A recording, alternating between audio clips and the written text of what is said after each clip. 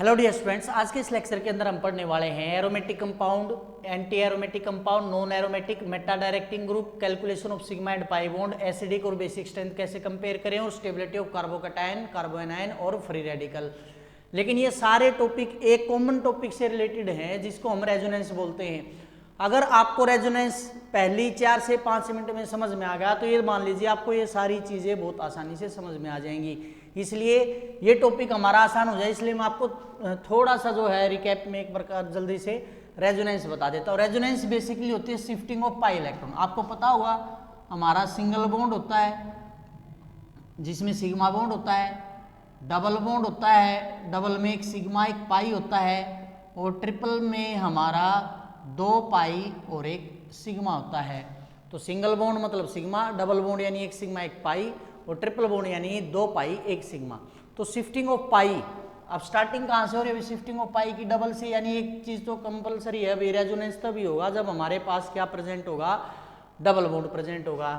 Condition क्या है resonance के लिए? अल्टरनेट पे सिंगल और डबल बॉन्ड होना चाहिए। अल्टरनेट पे सिंगल और डबल का मतलब क्या है? अगर एक जगह सिंगल बॉन्ड है तो अगले कार्बन पे डबल बॉन्ड मिलेगा, फिर सिंगल मिलेगा, फिर डबल मिलेगा, फिर सिंगल मिलेगा, डबल मिलेगा। जैसे एग्जांपल मैंने ले रखा है यहाँ पर फिनोल का, यहाँ पर आपको दिखाई दे रहा होगा double single double single double, और ऊपर ऑक्सीजन के पास लोन पेयर है। अब बेंजीन आपको पता है इलेक्ट्रॉन विड्राइंग है तो इलेक्ट्रॉन को यहाँ से निकालेगा।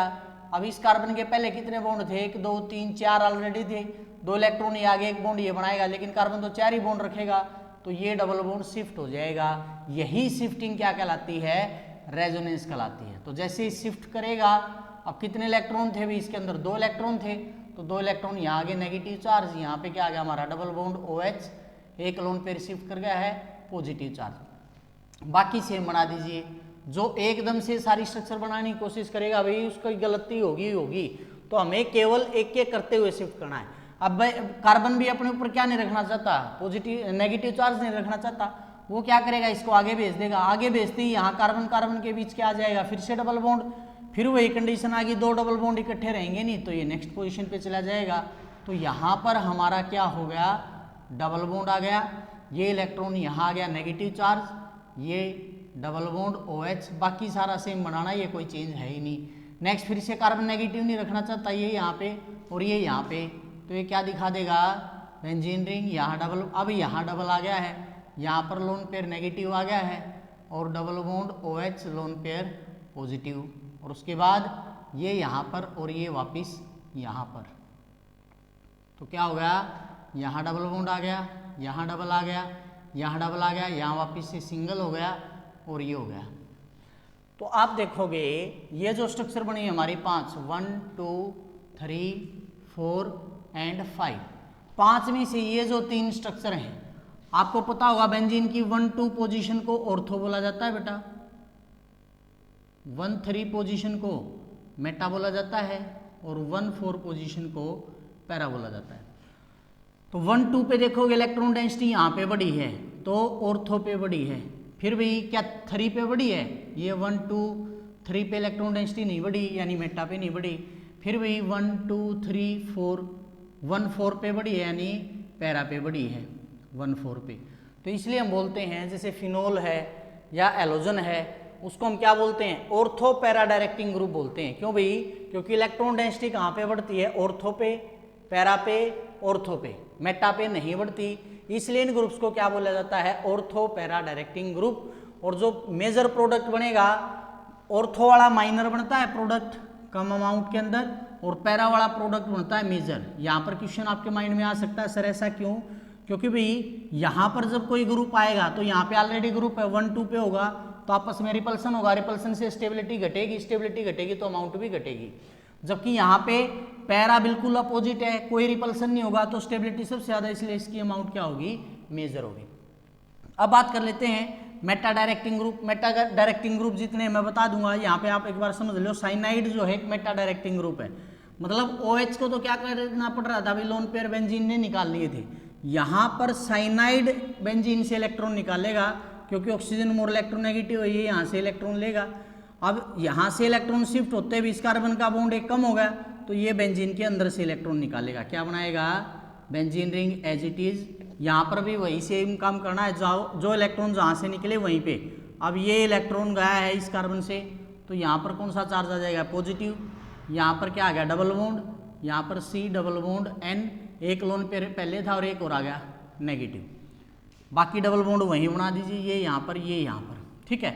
अब इसको कंपनसेट करने के लिए ये वाला जो है ये आगे शिफ्ट करेगा, तो क्या बनाएगा हमारा, यहाँ पे क्या आ गया, अब डबल बॉन्ड, यहाँ पे क्या आ गया पॉजिटिव, यहाँ पे क्या आ गया डबल बॉन्ड, बाकी सारा सेम वही हमारा, हम जल्दी जल्दी से इसको बना देंगे, बीच में हमारा डबल बॉन्ड है। नेक्स्ट में भी इसको कंपनसेट करने के लिए आगे जाएगा, तो ये यहाँ पर क्या आ गया डबल बॉन्ड, अब यहाँ डबल बॉन्ड आ गया, ये पॉजिटिव, और यहाँ पर डबल बॉन्ड CN इस प्रकार से, और ये हमारे दो लोन पेयर नेगेटिव।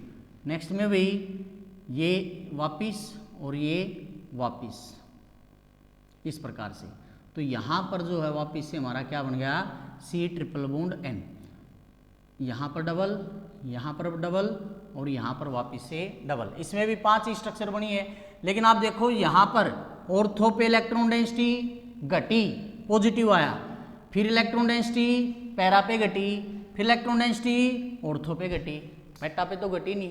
यानी जो कोई आना चाहता है उसको ज़्यादा इलेक्ट्रॉन किस पोजीशन पे मिलेंगे, मेटा पे मिलेंगे, इसलिए क्या है कि मेटा डायरेक्टिंग ग्रुप है, ठीक है।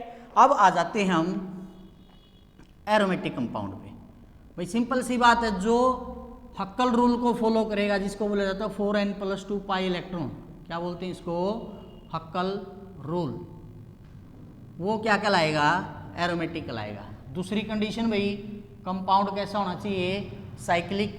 तीसरी कंडीशन भाई वो कॉन्जुगेशन के अंदर होना चाहिए। कॉन्जुगेशन का मतलब क्या है भाई, अल्टरनेट पे डबल सिंगल, या अल्टरनेट पे डबल है तो आगे सिंगल के ऊपर भाई कोई नेगेटिव चार्ज या पॉजिटिव चार्ज या फ्री रेडिकल। ये कंडीशन मैंने यहाँ पे लिख दी थी पहले ही, अल्टरनेट पे सिंगल डबल बॉन्ड हो सकता है, पॉजिटिव हो सकता है, नेगेटिव हो सकता है, या फिर फ्री रेडिकल हो सकता है। एग्जाम्पल लेंगे हम, टेंशन मत लेना। अगर मैं ये रिंग बना दूं, आप सभी ने इस रिंग को भली भांति पढ़ा हुआ है भाई, C6H6 स्ट्रक्चर बनाना चाहो तो भाई हर एक टर्न पे क्या होता है कि कार्बन होता है, double single double single double. हमें पता है कार्बन 4 बॉन्ड बनाता है, कार्बन के 3 बॉन्ड है तो यहाँ पे 4th बॉन्ड बना देंगे, यहाँ पे 4th, हर एक कार्बन के 3 है तो 4 बना देंगे। आप इसको करके देखोगे तो फार्मूला क्या आएगा आपका, C6H6। अब कंडीशन अप्लाई करते हैं, यहाँ पर जो N है वो हमारी नंबर ऑफ रिंग है कि रिंग कितनी अवेलेबल हैं। तो यहाँ पर तो एक ही रिंग है, तो N की वैल्यू 1 पुट करोगे आप, 4 × 1 + 2 पाई इलेक्ट्रॉन, तो 4 × 4 और 2 6 पाई इलेक्ट्रॉन होने चाहिए। काउंट कर लो भाई, 3 डबल बॉन्ड हैं तो एक डबल बॉन्ड में 2 पाई इलेक्ट्रॉन, 2 में 4 और 3 में 6, यानी ये क्या है कि एरोमेटिक कंपाउंड है। एक और एग्जांपल देख लेते हैं, बेंजीन रिंग 2 अब की बार दी हुई हैं, ऐसे जो हमने बनाई हुई हैं। अब हमें या तो सीधे पाई काउंट कर लो, पेपर में आसान बनाना है, सोल्व करना है क्वेश्चन को बहुत जल्दी से, तो आसान सा है, पाई बॉन्ड काउंट कर लो, 5 पाई बॉन्ड का मतलब 10 इलेक्ट्रॉन। तो यहाँ N की वैल्यू कितनी होगी, अब 2 रिंग होगी तो 4n + 2, N की वैल्यू 2, 4 × 2 + 2, 4 दूनी 8 2, 10 पाई इलेक्ट्रॉन होने चाहिए। यस, इसके पास 10 पाई इलेक्ट्रॉन है। और एग्जांपल देख लो भाई, ऐसे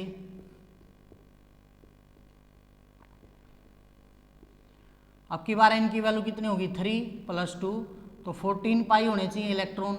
14 पाई बॉन्ड नहीं भी, इलेक्ट्रॉन की बात चल रही है, तो 7 पाई हैं तो 14 पाई इलेक्ट्रॉन होंगे। ये क्या होते हैं हमारे एरोमेटिक कंपाउंड। अब बात आ जाती है सर नेगेटिव चार्ज हो तो कैसे देखेंगे, इसको ऐसे देख लेंगे भाई, रेजोनेंस होगी या नहीं होगी, उसके लिए कंडीशन है कि मान लीजिए ये डबल बॉन्ड था, ये डबल बॉन्ड था, और यहाँ पर क्या था, नेगेटिव चार्ज था। क्या था, नेगेटिव चार्ज। तो इस केस में भी क्या पॉसिबल है, रेजोनेंस। जैसे ये यहाँ जाएगा तो ये आगे चला जाएगा, फिर नेक्स्ट वाले में ये आगे जाएगा तो ये यहाँ चला जाएगा, इसी प्रकार से हमारी शिफ्टिंग हो जाएगी। सेम अब ये एरोमेटिक हो गया, नॉन एरोमेटिक तो इलेक्ट्रॉन भाई 4 तो ये हो गए, 2 ये हो गए, 6 पाई हैं, 6 पाई इलेक्ट्रॉन तो कैसा है, एरोमेटिक। लेकिन अगर कैसे हो जाए, यहाँ पर नेगेटिव की बजाय कौन सा चार्ज होता है, पॉजिटिव, डबल और ये डबल, शिफ्टिंग तो यहाँ पे भी होती, इस कार्बन पे पॉजिटिव आ जाता, लेकिन अब इसके पास कितने इलेक्ट्रॉन हैं, 4 पाई इलेक्ट्रॉन है, ये तो पॉजिटिव चार्ज है तो 1 2 3 4, तो जो 4n को फॉलो करे, n की वैल्यू यहाँ पे क्या एक ही रिंग है, n की वैल्यू 4 पाई है, ऐसे कंपाउंड को क्या बोलते हैं हमें, एंटी एरोमेटिक कंपाउंड। क्या बोलेंगे, एंटी एरोमेटिक कंपाउंड। फिर भाई जो इसको भी फॉलो ना करे वो क्या होगा, नॉन एरोमेटिक। नॉन एरोमेटिक की एक ही कंडीशन है भी, आपको रिंग साइक्लिक नहीं मिलेगी। अगर रिंग साइक्लिक होगी भी ना तो अल्टरनेट पे ये कंडीशन नहीं मिलेगी। कैसे, जैसे अगर मैं एक रिंग ऐसे बना लूँ, ये बेंजीन है मान लिया, बेंजीन नहीं सॉरी साइक्लोहेक्सीन है, इसके साथ कोई ग्रुप ऐसे दे रखा है, कुछ भी ऐसे दे रखा है, तो ये ना एरोमेटिक हो सकता ना एंटी एरोमेटिक हो सकता है। ये कैसा है, नॉन एरोमेटिक है। क्यों, क्योंकि एक ही डबल बॉन्ड है, अल्टरनेट पे ना इनमें से कोई भी कंडीशन नहीं आ रही, तो ये हमारा क्या हो गया, नॉन एरोमेटिक। तो आई होप आपको aromatic, anti aromatic, non aromatic अब तीनों समझ में आ गए होंगे। ठीक है, फोर्थ वाला क्या था भाई हमारा, Meta directing group. Meta directing कौन कौन से हैं, क्या होता है मेटा में, वो तो मैंने बता दिया। नाम लिख देता हूं मैं ग्रुप्स के, ये ग्रुप आप याद कर लेना, ये ग्रुप जहां पे भी होंगे तो प्रोडक्ट हमारा क्या बनेगा, मेटा डायरेक्टिंग। इसमें आ जाता हमारा NO2 cyanide, CHO, COR, COH, COOH, COOR और SO3H। ये ग्रुप जो हमारे क्या है, मेजर है मेटा डायरेक्टिंग है। जो भी ग्रुप आएगा उसको कहाँ भेजेंगे, मेटा पे भेजेंगे। क्लियर है, तो आई होप आपको क्लियर हो गया होगा। तो ये 4 हमारे हो गए हैं। फिफ्थ की बात कर लेते हैं, calculation of sigma and A pi bond. मैंने अभी बताया था अभी आपको, सिंगल बॉन्ड मतलब सिग्मा, डबल मतलब एक सिग्मा एक पाई, और ट्रिपल मतलब पाई सिग्मा पाई। इस केस में है ना, ज़्यादातर एग्जामिनर आपको बॉन्ड लाइन नोटेशन देता है, वो आपको ओपन स्ट्रक्चर नहीं देता। ओपन में तो हर कोई काउंट कर लेगा। जैसे एक स्ट्रक्चर बेंजीन वाली दे दी, मान लिया सबसे आसान दे दिया, ये दे दिया, और आपसे क्या पूछेगा बताओ, number of sigma and A pi bond. बच्चे इस सिंपल एग्जांपल में भी गलती करेंगे। कैसे करेंगे, वो डबल है, एक सिग्मा एक pi, sigma sigma pi, sigma sigma pi sigma. कितने सिग्मा हो गए, 6 सिग्मा और 3 पाई। जो आंसर हमारा क्या आ जाएगा, गलत, क्योंकि इसकी स्ट्रक्चर मैंने अभी आपको समझाई थी। हर एक मोड पर क्या है, कार्बन है, और अल्टरनेट पे क्या है, डबल बॉन्ड है। तो double single double single double, हमने ये वाले तो काउंट कर लिए, लेकिन ये भी तो पता हमें भी कार्बन के साथ क्या जुड़ी है, हाइड्रोजन। तो हाइड्रोजन भी तो सिग्मा बॉन्ड से जुड़ी ही है। तो कितने सिग्मा हैं, 6 सिग्मा ये भी हैं, 6 हाइड्रोजन ये भी हैं। तो यहाँ पर 6 की बजाय क्या आएगा, 12 + 3 5। और गारंटी है भाई पेपर में आपको ये ऑप्शन मिलेगा ही मिलेगा जब इस तरह का कोई क्वेश्चन आएगा। एक और एग्जांपल दे लेते हैं, मान लिया CH3CN। इस तरह के एग्जांपल में बच्चे गलती करते हैं। CH3 और CN क्या होता है, C ट्रिपल बॉन्ड N होता है। ठीक है, तो यहाँ पर sigma sigma sigma sigma pi sigma pi. तो 4 सिग्मा ये है और एक ये है, 5 सिग्मा हमारे ये हो गए और 2 पाई हमारे ये हो गए। और देख लो भाई, कोई स्ट्रक्चर ऐसे दे देगा, मान लिया कोई बड़ी ही स्ट्रक्चर बना देगा कि बच्चे देख के डर जाएं या कुछ सोचने लग जाएं। तो इस तरह के केस में एक ही चीज़ सोचनी हमने, जहाँ पे भी मोड है वहाँ पे कार्बन लगा लो और उसकी वैलेंसी 4 पूरी कर लो हाइड्रोजन के साथ ऐसे। तो इस कार्बन के देखो 2 बॉन्ड हैं, तो ये 2 हाइड्रोजन है, 2 हाइड्रोजन 2 हाइड्रोजन 2 हाइड्रोजन 2 हाइड्रोजन।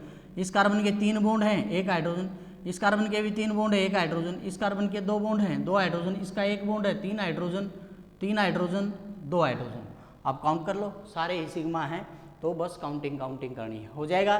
तो नेक्स्ट आ जाता है हमारा comparison of acidic and basic strength. Simple सी बात है अभी, एसिड तो आप सभी को पता है, जो प्रोटॉन लूज करता है, H पॉजिटिव जो देता है वो क्या होता है हमारा, एसिडिक होता है। तो एसिडिक स्ट्रेंथ जो जितनी जल्दी लूज करे प्रोटॉन उतना ही स्ट्रॉन्ग क्या होगा, एसिड, और जो जितनी लेट करेगा प्रोटॉन लूज उतना ही क्या होगा, वीक एसिड। अब बात आती है सर हमें कैसे पता चलेगा कि प्रोटॉन लेट लूज हो रहा है या जल्दी लूज हो रहा है। तो उसके लिए हमें देखना पड़ेगा भी इलेक्ट्रॉन विड्राइंग ग्रुप। जैसे कि अगर किसी के साथ क्लोरीन है, साइनाइड है, ब्रोमीन है, ये इलेक्ट्रॉन विड्राइंग ग्रुप है। जैसे एक एग्जांपल ले लीजिए यहाँ पे CH3 CHCl COOH, और एक एग्जांपल मैं ले लेता हूँ CH3 CH2 COH, और एक एग्जांपल मैं ले लेता हूँ CH3 CCCl Cl और COOH, CH3 CCl Cl CH। और आपसे पूछ ले बताओ इसमें एसिडिक स्ट्रेंथ का क्या ऑर्डर रहेगा।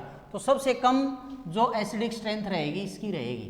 कारण क्या है, अभी आपको पता है COH में O नेगेटिव निकलता है और प्लस में क्या निकलता है, H पॉजिटिव। लेकिन ये दोनों इलेक्ट्रॉन डोनेटिंग ग्रुप हैं। कैसे हैं, इलेक्ट्रॉन डोनेटिंग ग्रुप है, तो ये इलेक्ट्रॉन इसको यहाँ से दे रहे हैं, तो यहाँ से ये लेट रिलीज होगा।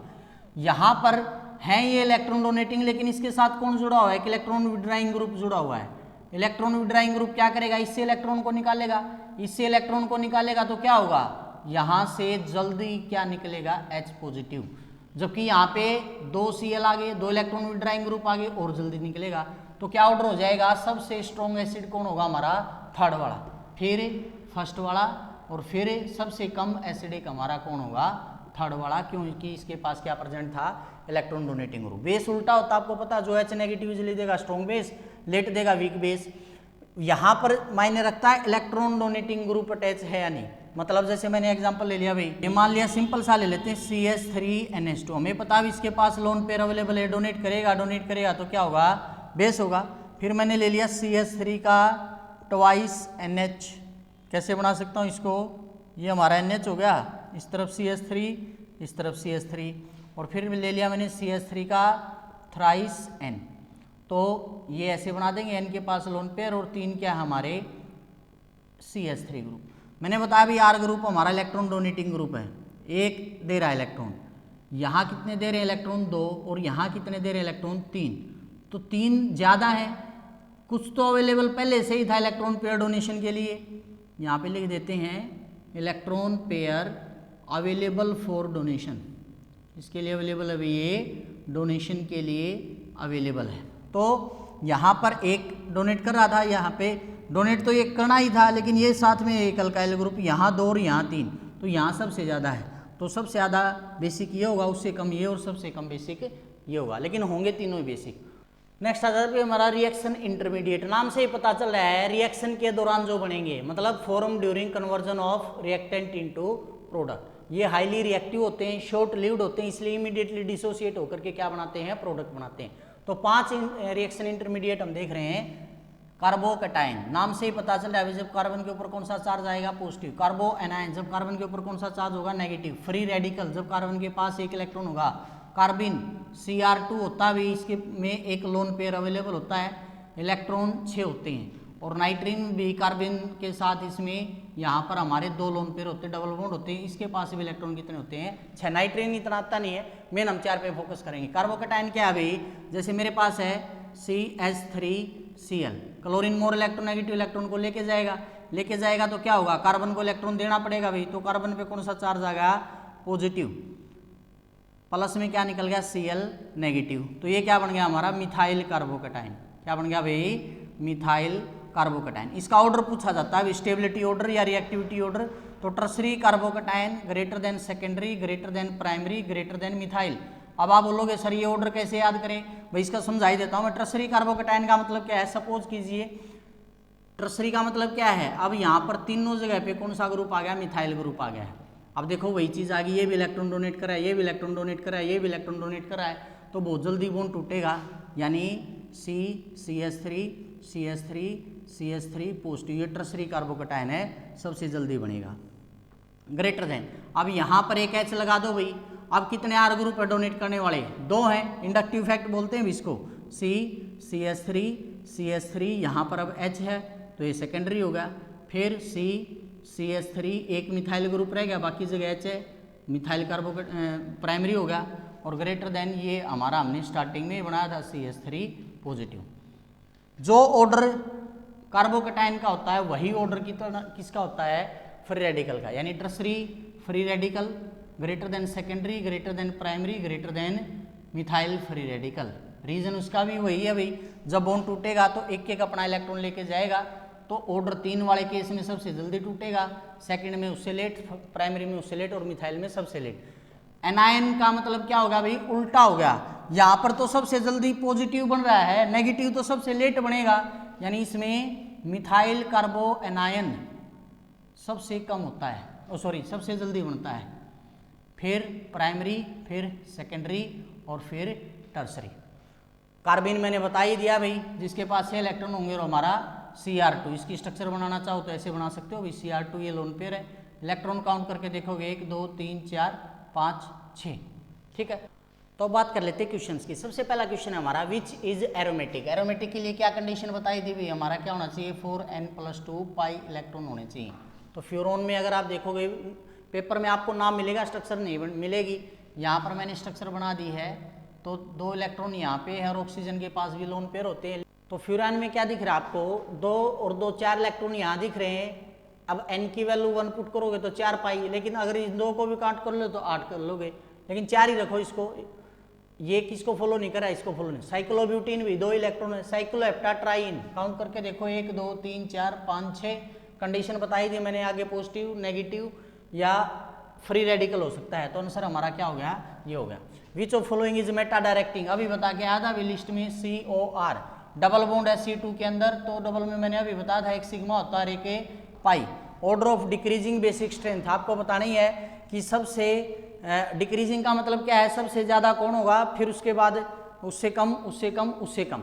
अगर बात करोगे यहाँ पर आप देखोगे 2 बातें हमें इसके अंदर देखनी है। एक तो लोन पेयर है या नहीं, अवेलेबल है, पहली कंडीशन को सेटिस्फाई करे यानी बेस की ट्रैक करेगा। दूसरा जो यहाँ पर एटम उसकी हाइब्रिडाइजेशन निकालनी है, सिग्मा सिग्मा सिग्मा, 3 सिग्मा है तो हाइब्रिडाइजेशन कौन सी होगी, sp2, यानी इसके अंदर जो s कैरेक्टर है वो 33% है। याद रखेंगे s कैरेक्टर जितना कम होगा उतनी जल्दी डोनेट करेगा। तो अगले का हम देख लेंगे, सिग्मा सिग्मा सिग्मा, 3 सिग्मा और एक क्या अवेलेबल है, lone pair, sp2 hybridization, lone pair भी अवेलेबल है। अब बात आती है सर sp2 यहाँ भी था, sp2 यहाँ भी है, तो फिर ये ज़्यादा होगा ये ज़्यादा, यहाँ पर रेजोनेंस के कारण इन्वॉल्वमेंट हो सकती है, लेकिन यहाँ पर डबल बॉन्ड है ही नहीं, रेजोनेंस में इन्वॉल्व होगा ही नहीं लोन पेयर, तो बहुत जल्दी डोनेट करेगा। यानी सबसे ज़्यादा रिएक्टिव तो कौन होगा हमारा, बी, फर्स्ट पार्ट आ गया हमारा। ठीक है, यहीं से निकाल दिया हमने। फिर भाई यहाँ पर भी है डबल बॉन्ड 3, लग क्या रहा है ये लोन पेयर रेजोनेंस में जाएगा, लेकिन नहीं जाएगा। क्यों, अल्टरनेट पे डबल सिंगल बॉन्ड है, तो ये लोन पेयर तो इन्वॉल्व होगा ही नहीं रेजोनेंस में, तो ये ग्रेटर होगा किससे, सी से। फिर ये वाला जो हमारा अच्छा एक और रहेगा भाई, लोन पेयर है, ये रेजोनेंस में जाएगा, लेट अवेलेबल होगा डोनेशन के लिए, तो ग्रेटर देन डी, और लास्ट में हमारा एकमात्र एक बच गया ए। ठीक है, तो इसका ऑर्डर क्या होगा भाई, B greater than C greater than D greater than A. Next क्या आ जाता है, डिक्रीजिंग स्टेबिलिटी बतानी है कार्बन आयन की। तो सबसे ज़्यादा तो अभी पढ़ा था अभी हमने tertiary greater than secondary primary, और यहाँ पर ये आ गया ऐसे।